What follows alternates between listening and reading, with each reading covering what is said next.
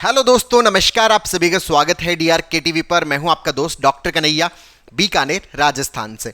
दोस्तों, बहुत सारे लोगों के साथ में ये शिकायत रहती है कि हर दिन रोने का मन करता रहता है, हर समय रोने का मन करता रहता है, बिल्कुल भी अच्छा महसूस नहीं कर पाते।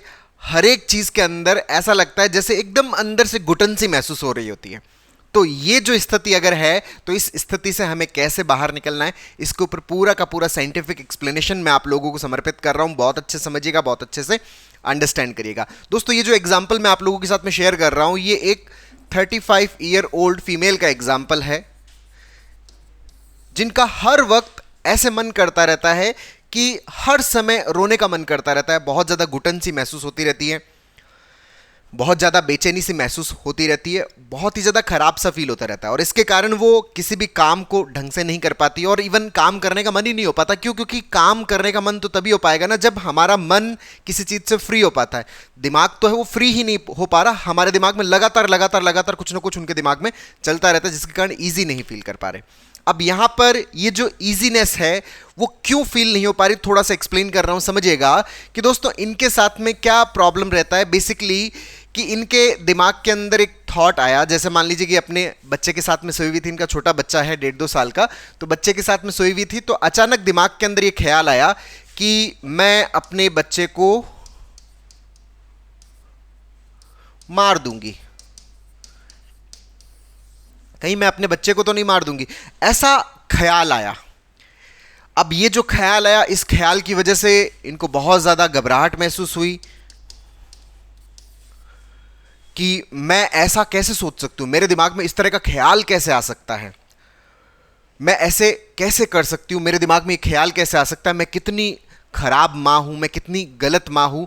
और इस थॉट की वजह से इनको बहुत ज़्यादा गिल्ट फील हुआ, और इस गिल्ट की वजह से इन्होंने क्या किया कि अपना जो बच्चा है उस बच्चे से दूरी बनाना शुरू कर दिया। मतलब बच्चा अगर कहीं पर अकेले बैठा है तो ये उस जगह पर नहीं जाती, बच्चा अगर सो रहा है तो बच्चे के साथ में नहीं सोती, रात को भी बच्चा है वो अलग रूम में सोता था और ये अलग रूम में सोती है। अब कंटिन्यूसली इससे डिस्टेंस बना ली। अब पहले तो ये बच्चे के पास में सोते थे तब इस तरह का थॉट आता था, अब तो क्या है कि बच्चे के बारे में सोच भी ले तब भी इस तरह का थॉट आने लग गया, और बहुत ज़्यादा घुटन सी महसूस होती है, और हर वक्त इस गिल्ट में रहते हैं कि मैं इतना खराब चीज़ कैसे सोच सकती हूँ, मेरे दिमाग में इतना खराब थॉट कैसे आ सकता है, ये थॉट किस तरह से मेरे दिमाग के अंदर आ गया। तो इस चीज़ को लेके कंटिन्यूसली इनको क्या फील होती रहती, गिल्ट फील होती रहती है, और उसी गिल्ट की वजह से जब एंजाइटी होती है तो उस एंजाइटी की वजह से बहुत ज़्यादा खराब सा महसूस होता रहता है, दिमाग में हर वक्त यही चलता रहता है, और पूरे दिन ऐसे मन करता रहता है जैसे पूरे ही दिन मैं रोती रहूँ। अब इस चीज़ की वजह से अब ये जो घर के जो फैमिली मेम्बर्स हैं, जो रिलेटिव्स है, जो आसपास के जो लोग हैं, उन सब लोगों से इन्होंने अपनी डिस्टेंस बनाना शुरू कर दिया। अच्छा, डिस्टेंस बनाना क्यों शुरू कर दिया कि यहाँ पर मन में थॉट आता है कि जो मेरे आसपास वाले, कहीं इन लोगों को मेरे दिमाग के अंदर जो चल रहा है वो पता ना चल जाए। अगर इनको पता चल जाएगा तो ये मुझे कितनी खराब माँ समझेंगे। इन लोगों के मन में आएगा कि यार मैं कितनी खराब औरत हूँ, मैं कितनी खराब माँ हूँ कि मेरे दिमाग में इस तरह के थॉट्स आते हैं। तो इस कारण से उन्होंने उन लोगों से भी क्या कर लिया, दूरी बनाना शुरू कर दिया, एक डिस्टेंस बनाना शुरू कर दिया, जिसको अपन सामान्यतः क्या बोलते हैं, एस्केपिज्म बोलते हैं। अब इसी वजह से पहले तो ये घबराहट कम थी, अब धीरे धीरे ये घबराहट बढ़ती जा रही है। क्यों? क्योंकि हम कंटिन्यूसली क्या कर रहे हैं, एस्केप कर रहे हैं, जिसके कारण हमारा दिमाग में जो ये थॉट है, इस थॉट से रिलेटेड जो पैटर्न्स है वो और ज्यादा क्या हो रहे हैं, मजबूत हो रहे हैं। तो इस चीज से अगर हम बाहर निकलना चाहते हैं तो इस चीज को बहुत अच्छे से समझिएगा कि यहां पे हमें प्रॉपर तरीके से सीबीटी का प्रैक्टिस करना है, कॉग्निटिव बिहेवियरल थेरेपी है उसका प्रैक्टिस करना है। सीबीटी का प्रैक्टिस किस तरह से करना है, यहां पर समझिएगा कि सबसे पहला तो जो मैंने लोगों से जो डिस्टेंस बनाने का जो कार्यक्रम है, जो मैं लोगों से दूरी बना रही हूं, जो मैं घर वालों से दूरी बना रही हूं, जो मैं रिलेटिव से दूरी बना रही हूं, तो मुझे वो जो एस्केपिज्म है, एक तो उस एस्केपिज्म को ख़त्म करना है। अगर ये एस्केपिज्म को मैं ख़त्म नहीं करूँगा तो मेरा जो दिमाग है इस नॉर्मेलिटी को एक्सेप्ट ही नहीं करेगा कि ऐसा नहीं है। यहाँ पर मैं क्या कर रहा हूँ, माइंड रीड बहुत ज़्यादा कर रहा हूँ कि जैसे मैं कहीं पर भी घर में बैठा हूँ, लोगों के बीच में बैठा हूँ, तो मुझे यूँ लग रहा है कि देखो वो हंस रहा है, तो वो शायद इसलिए हंस रहा है क्योंकि उसको मेरे मन की जो बात चल रही है वो उसको पता चल रही है, वो मेरी तरफ देख रहा है, तो शायद ये उस बात को जान रहा है जो मेरे दिमाग के अंदर चल रहा है। तो मुझे इस चीज़ से बहुत ज़्यादा डर लगता है। तो यहाँ पर इस चीज़ को बहुत अच्छे समझना है कि बेसिकली इसको माइंड रीडिंग बोलते हैं। आपके दिमाग में क्या चल रहा है, आपके मन में क्या चल रहा है, ये सिर्फ आप जानते हो, आपके अलावा कोई भी नहीं जानता, कोई भी नहीं जान सकता।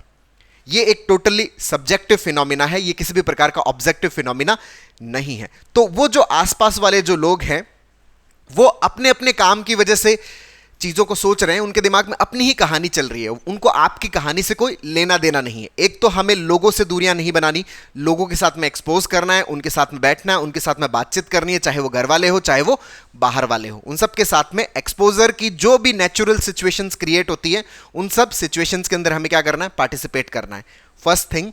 दूसरा क्या करना है कि अगर हम बच्चे के साथ में इस तरह से एस्केपिज्म पर चलते चले जाएंगे, लगातार लगातार अगर हम एस्केप करते रहेंगे, बच्चे से दूरी बना के रखेंगे, तो हमारा जो दिमाग है वो ये हमें सजेशन देता है कि अच्छा बढ़िया रहा, देखो तुम बच्चे से दूरी बना रहे हो, अगर पास में होते तो कुछ हो जाता। तो दिमाग है वो और ज्यादा इस चीज को क्या करता रहता है, मजबूत बना रहता है। मतलब हमारा दिमाग एक सिंपल सी जो कल्पना जो किसी भी रूप में कभी होने वाली नहीं है, लेकिन माइंड उस चीज को क्या कंसीडर करवा देता है, आपके लिए रियलिटी बना देता है, आपके लिए उसका एक बिलीफ बना देता है, जिसके कारण आपको बहुत ही खराब से इमोशंस आने लग जाते हैं। तो यहां पर ये जो एस्केपिज्म वाला पार्ट है ये भी हमें यहां पर क्या करना है, स्टॉप करना है। अच्छा सर मुझे कभी कभी ये डर लगता है कि सर ये जो थॉट है अभी मेरे सबकॉन्शियस माइंड में चला गया, तो मैंने सुना है कि सबकॉन्शियस माइंड के अंदर जो चीज चली जाती है वो सच में हो जाती है, तो ये जो थॉट बार बार जो मेरे दिमाग में जा रहा है तो इससे कुछ हो तो नहीं जाएगा ना, मेरे सबकॉन्शियस माइंड में ये चली गई है। दोस्तों सबकॉन्शियस माइंड में चीजों के जाने से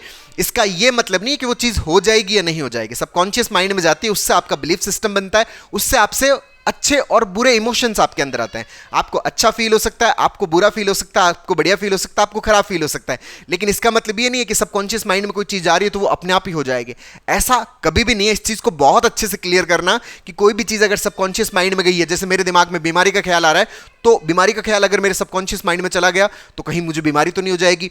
मेरे दिमाग में एक्सीडेंट का ख्याल आ रहा है तो मेरे दिमाग में एक्सीडेंट का ख्याल चला गया सबकॉन्शियस माइंड में, तो कहीं एक्सीडेंट तो नहीं हो जाएगा।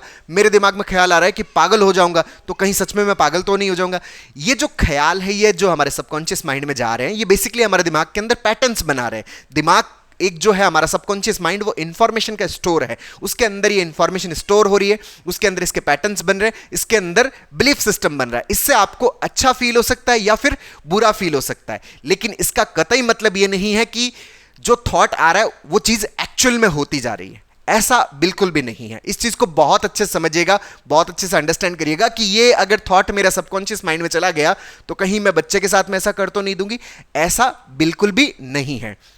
ये जो थॉट है सिर्फ हमें अच्छा और बुरा फील करवाता है। तो यहां पर इस चीज को बहुत अच्छे से क्लियर कर लीजिएगा कि अगर ये सबकॉन्शियस माइंड में गया है तो उससे सिर्फ अच्छा और बुरा फील हो सकता है, एक्चुअल में ऐसा नहीं होने वाला। अच्छा यहां पर एक चीज तो हमें एस्केपिज्म को स्टॉप करना है, और दूसरा जो हमारे दिमाग में ये थॉट आ रहा है कि कहीं मैं बच्चे को मार तो नहीं दूंगी, कहीं मैं उसको मार तो ना दूं, तो यहां पर इस चीज को बहुत अच्छे से डिस्प्यूट करना है।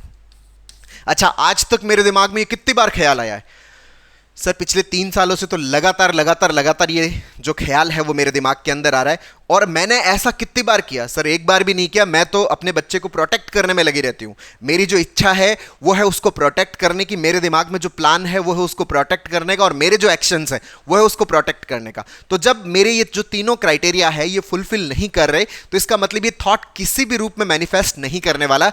एक्चुअल में क्या हुआ था कि ये अखबार पढ़ रहे थे, तो अखबार के अंदर कुछ ऐसी न्यूज़ पढ़ ली जिसमें बच्चे को उसके पेरेंट्स ने जो है वो नुकसान पहुंचा दिया, तो हमने उस चीज को अपने ऊपर क्या कर लिया, जनरलाइज कर लिया कि यार ये कितनी खराब घटना, देखो ये ऐसे कैसे कर सकते हैं, मैं तो ऐसा कभी नहीं करूंगी। तो वहां पे एक डाउट क्रिएट होता है, कल को कभी ऐसे तुमने कर दिया तो वहीं से मैंने चीज को क्या कर लिया, अपने ऊपर जनरलाइज कर लिया। तो ये कंटिन्यूसली अपने आप को क्या करना पड़ेगा, सजेस्ट करना पड़ेगा। जब अपन कंटिन्यूसली अपने आप को एक्सप्लेन करते हैं, इस चीज को लगातार इसको डिस्प्यूट करते हैं, तो हमारे जो सबकॉन्शियस माइंड के जो पैटर्न्स है वो पैटर्न्स भी हमारे धीरे धीरे क्या हो जाते हैं, करेक्ट हो जाते हैं, और हम धीरे धीरे इजी फील करने लगते हैं। हमारा जो दिमाग है वो रिलैक्स फील करता है, और जब दिमाग रिलैक्स फील करता है तो ये जो हर वक्त हमारा रोने का जो मन हो रहा है ये मन हमारा नहीं करता, हम इजी फील करते हैं, हम बेहतर महसूस करते हैं।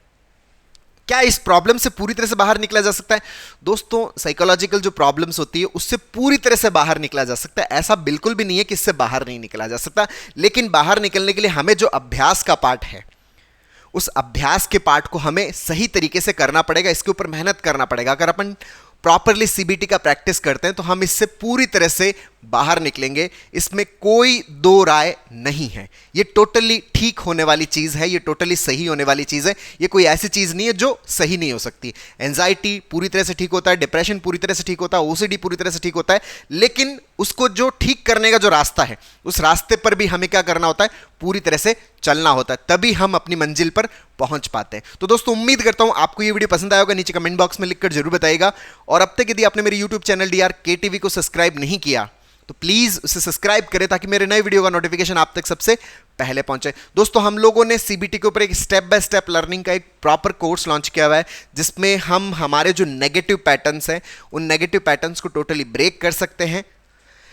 उनकी जगह पे पॉजिटिव पैटर्न्स को हम इंस्टॉल कर सकते हैं। हम कैसे डिस्प्यूट करें, कैसे हम अपने थॉट प्रोसेस को करेक्ट करें, इसके ऊपर पूरा स्टेप बाय स्टेप लर्निंग आपको CBT के अंदर प्रॉपरली आप अपने अंदर इंस्टॉल कर पाओगे, और साइकोलॉजिकल प्रॉब्लम्स को पूरी तरह से हराने में बहुत अच्छे से मदद ले पाओगे। बहुत बहुत धन्यवाद दोस्तों। जय हिंद, जय भारत।